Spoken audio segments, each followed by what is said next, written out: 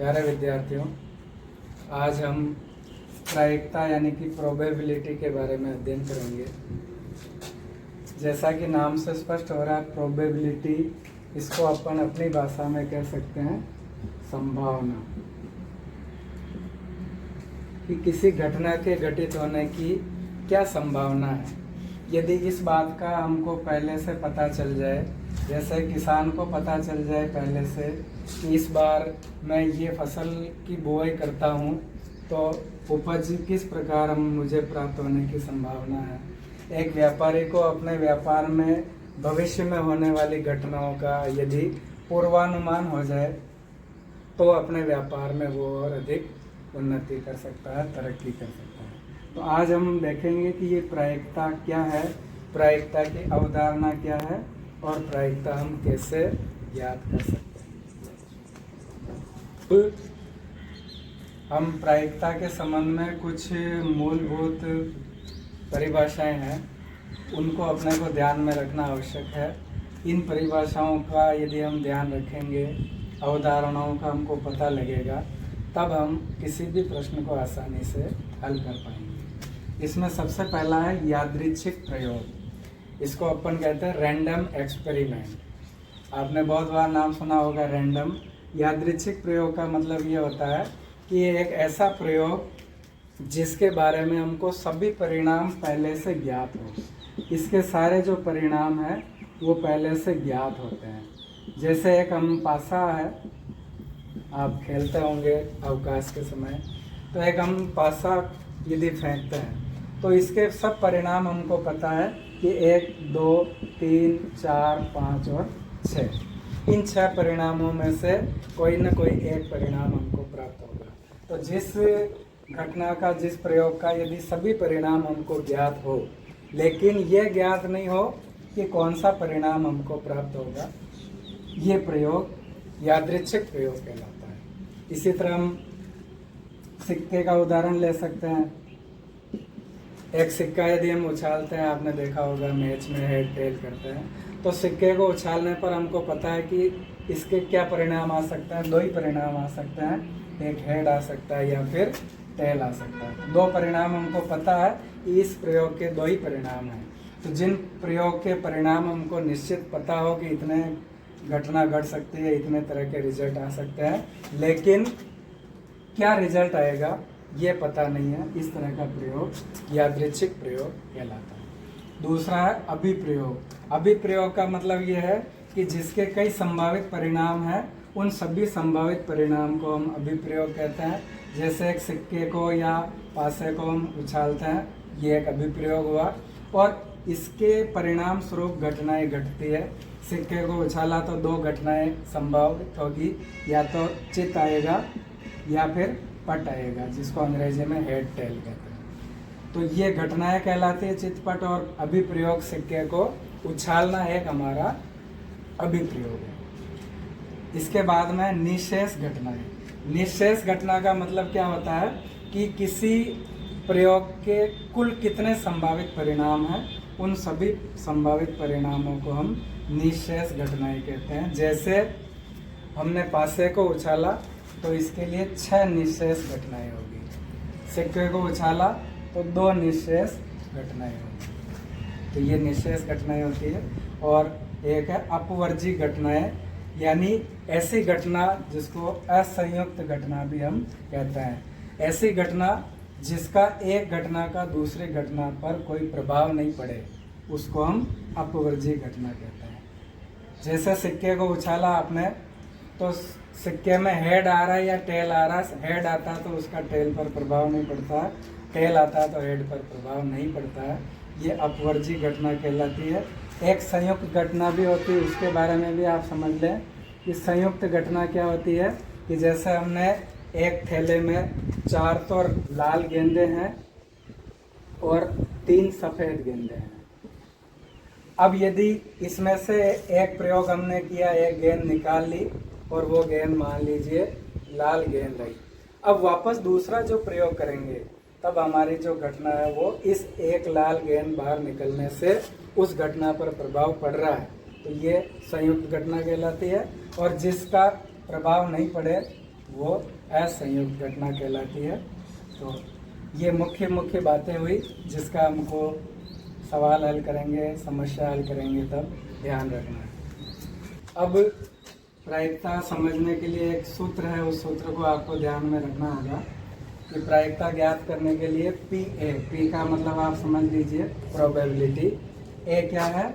ए कोई घटना घटित होने की संभावना। ए किसी घटना की हम प्रायिकता ज्ञात करें कि ए घटना घटित होने की क्या प्रायिकता है, उसको हम पी ए से व्यक्त करेंगे, बराबर ए के अनुकूल परिणाम बटा घटना के कुल संभावित परिणाम, इसको हम m बटे n के रूप में भी व्यक्त करते हैं। इसको आप उदाहरण से समझे, बहुत सरल उदाहरण से, कि एक हमने सिक्का है, उस सिक्कों को आपने उछाला, तो इस सिक्के के दो परिणाम आपको पता है कि सिक्के को उछालते हैं तो या तो हेड आता है या फिर टेल आता है। तो हेड या टेल में से एक परिणाम आना, तो आपको पता लग गया कि कुल घटना के संभावित परिणाम 2 है।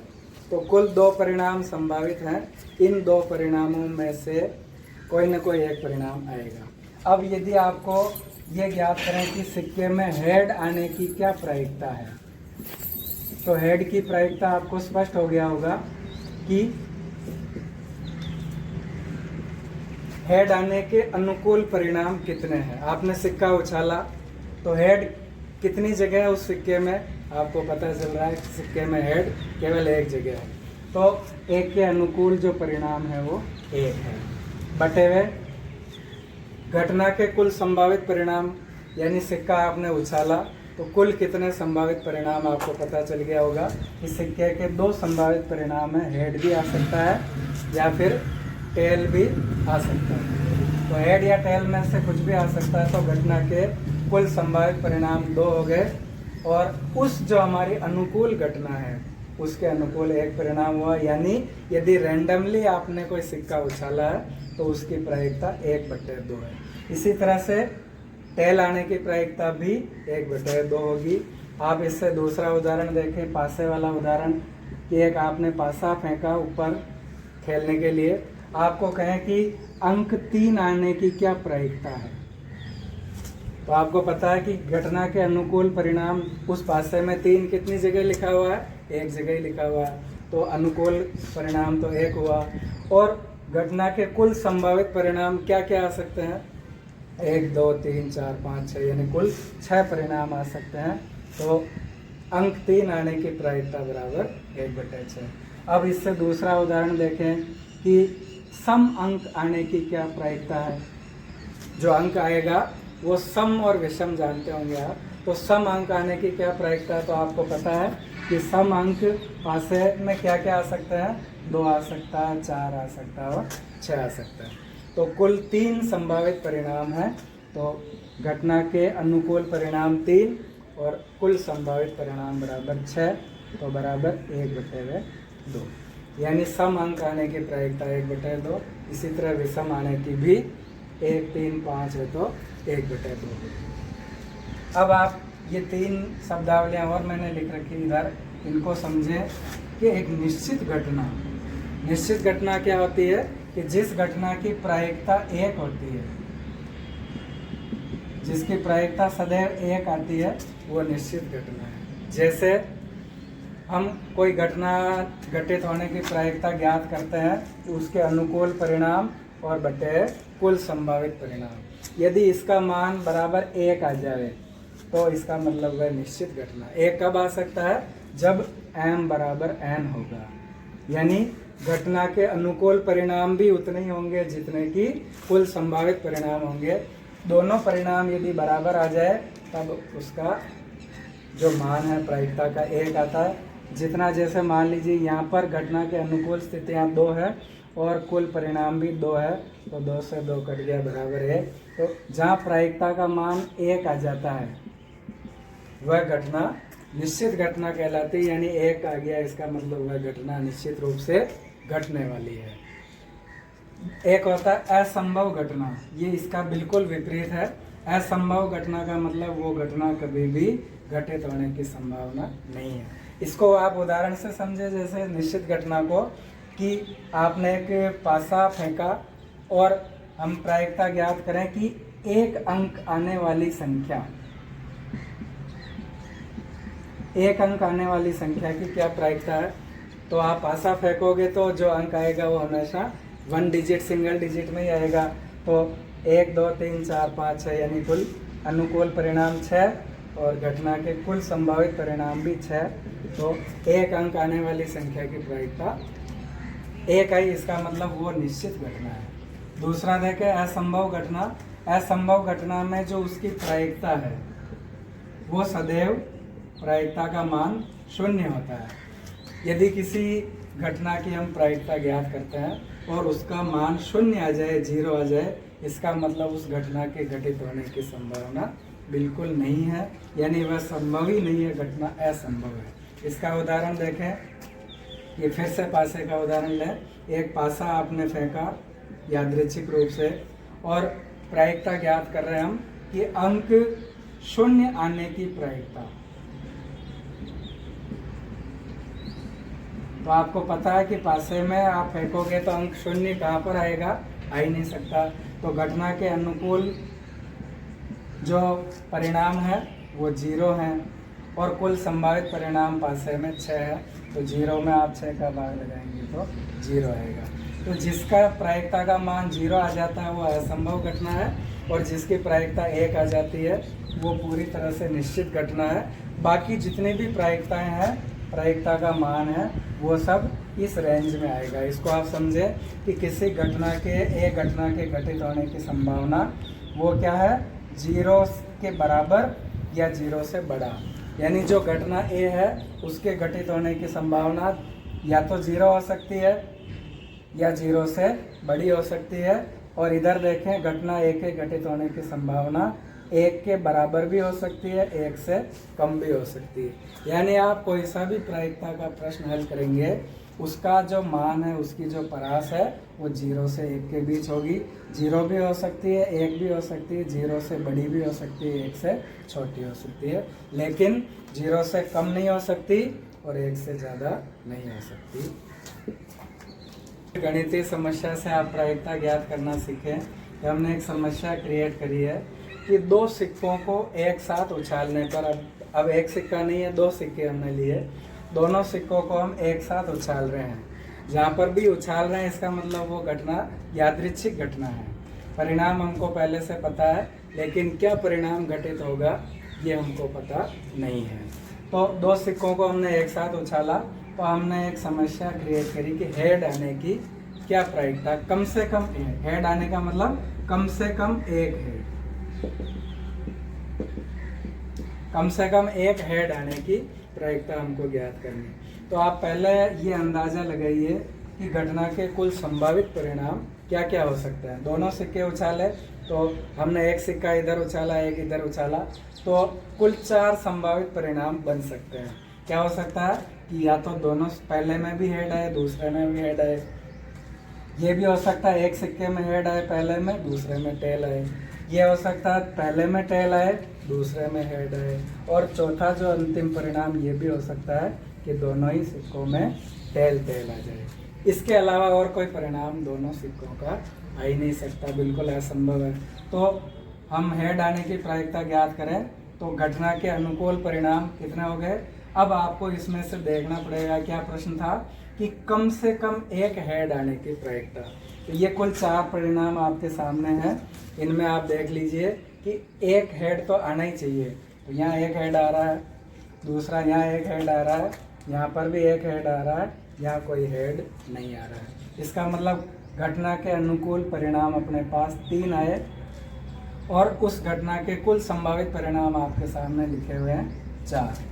तो 3/4 यानी हेड आने की प्रायिकता 3/4, कम से कम एक हेड आने की प्रायिकता 3/4। अब एक प्रश्न कभी कभी ये भी आता है कि नहीं आने की प्रायिकता भी पूछते कभी, किसी घटना के घटित नहीं होने की प्रायिकता। तब आपको क्या करना है कि यदि आपको घटित होने की प्रायिकता पता है और घटित नहीं होने की प्रायिकता पूछे, जैसे अभी हमने हेड की आने की प्रायिकता ज्ञात की, अब नहीं आने की प्रायिकता उसके ऊपर बार लगा दें। तो इसका मतलब हेड नहीं आने की प्रायिकता ज्ञात करनी हो तो वो हो जाएगा 1 माइनस 3/4।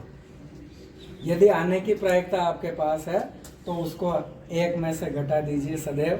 नहीं आने की प्रायिकता, ये एलसीएम आपका 4 हो गया, 4 माइनस 3 यानी नहीं आने की प्रायिकता 1/4। वैसे भी आप यदि सीधा प्रश्न करते हैं कि कम से कम एक हेड नहीं आने की, तो हेड कहाँ नहीं आ रहा है, एक घटना में नहीं आ रहा, तो एक, और कुल घटनाएं कितनी, 4, तो एक। उस घटना के घटित नहीं होने की प्रायिकता कहीं पर भी ज्ञात करनी हो, जैसे P एक बार, तो ये घटना के घटित नहीं होने की प्रायिकता बराबर 1 माइनस PA। ये सूत्र है। यदि घटना के घटित होने की प्रायिकता आपको पता हो तो उसको 1 में से माइनस कर दो, घटा दो, तो घटना के घटित नहीं होने की प्रायिकता आ जाएगी। अब अगला उदाहरण हमने लिया कि एक थैला है, बैग है, उसके अंदर हमने 4 लाल, 3 काले रंग की और 5 नीले रंग की गेंद अंदर डाल दी।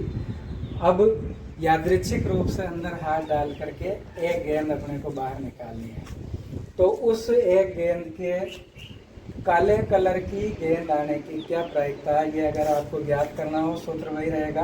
बी का मतलब ब्लैक कलर की हमने गेंद आनी चाहिए, वो प्रायिकता हम ज्ञात करेंगे।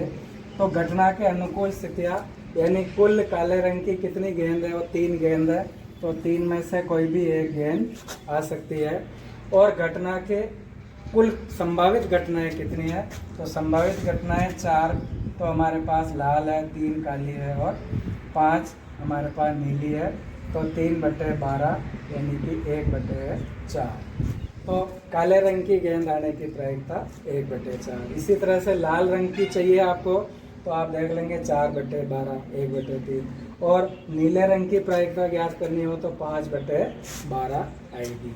इसी के साथ काले रंग की गेंद नहीं आने की प्रायिकता वो ज्ञात करनी हो तो बराबर 1 माइनस 1/4 यानी कि 4 माइनस 1/4, 3/4।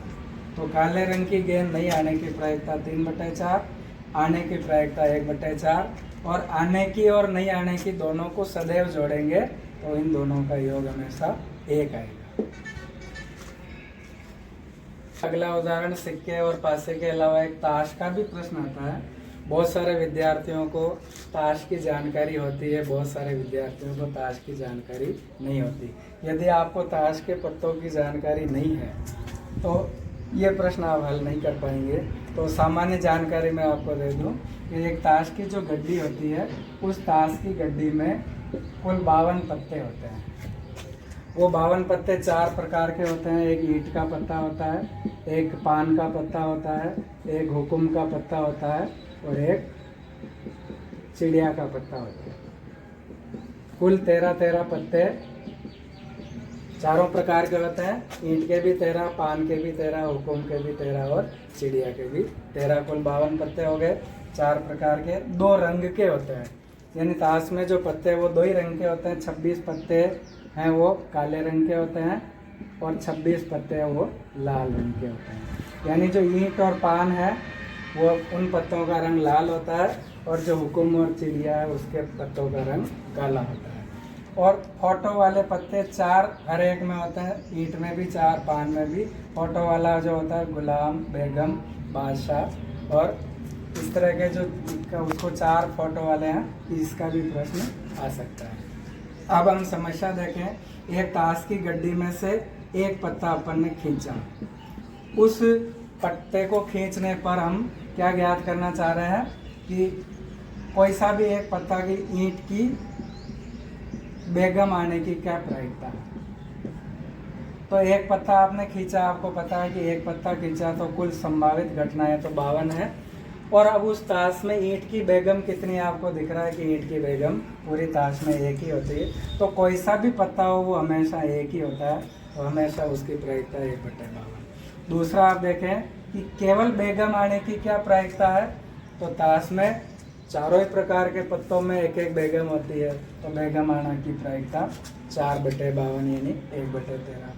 अब काले रंग का पत्ता पूछे, एक काले रंग का पत्ता आने की क्या प्रायिकता। आपको पता है कि काले रंग के पत्ते कितने हैं, 26 और कुल घटनाएं 52 ही है, तो काले रंग का आने की संभावना 1/2 है। लाल रंग के आने की संभावना भी 26/52। अब कोई विशेष आपको प्रश्न पूछे कि इस ताश की गड्डी में से एक पत्ता अपन ने निकाल लिया, अब निकालने के बाद अब कोई अगला प्रश्न और क्रिएट करते हैं कि एक पत्ता हमने खींच लिया और वो मान लीजिए ईंट का पत्ता आया,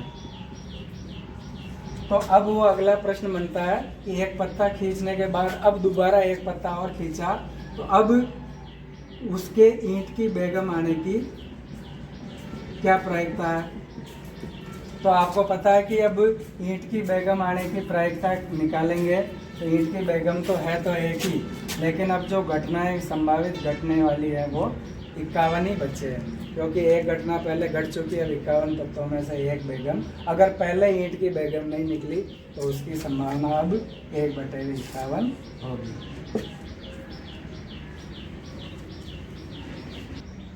ये उदाहरण दूसरा देखिए अगला, कि 2 पासों को हम एक साथ उछाल रहे हैं अब की बार, और इस तरह का प्रश्न बहुत बार एग्जाम में आता है, कोई भी प्रश्न बन सकता है। मैंने ये उदाहरण लिया कि अंकों का योग 5 आने की प्रायिकता, तो यदि 2 पासों को आप एक साथ उछालते हैं तो क्या क्या घटनाएं बन सकती है वो मैंने आपके सामने लिख दिया कि पहले पासे में 1, दूसरे में 1, पहले में 1, दूसरे में 2, इस तरह से पहली संख्या पहले पासे की है, दूसरी संख्या दूसरे पासे की, ये कुल मिलाकर के 36 घटनाएं हर बार यदि आप 2 पासों को एक साथ फेंकेंगे तो कुल संभावित परिणाम 36 बनते हैं।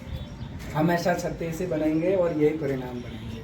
अब प्रश्न कोई सा भी हो, हमने लिया अंकों का योग 5 आने की प्रायिकता, तो आप देख लीजिए कि अनुकूल घटना 1 और 4, इसका योग 5 है। दूसरी वाली में 2 और 3 का योग 5 है, इसमें 3 और 2 का योग 5 है, 4 और 1 का योग 5 है, अन्य कहीं पर भी योग 5 नहीं है, तो कुल हमारे पास अनुकूल घटनाएं आ गई 4। यानी 2 पासों को एक साथ उछालने पर अंकों का योग 5 आने की प्रायिकता 4/36। इस तरह कोई सा भी प्रश्न हो, अंकों का योग 6 की पूछे, तो इस तरह से 6 वाला आप परिणाम निकाल करके कर सकते हैं। इस तरह से आप देख लें, इसको आप काटेंगे तो 4/36 से आप ये अगर दोनों में भाग जा रहा है तो 1/9। तो कोई सा भी प्रश्न, कोई सी भी समस्या हो, आप इसको हल कर सकते हैं। मुझे आशा है कि प्रायिकता के बारे में आपकी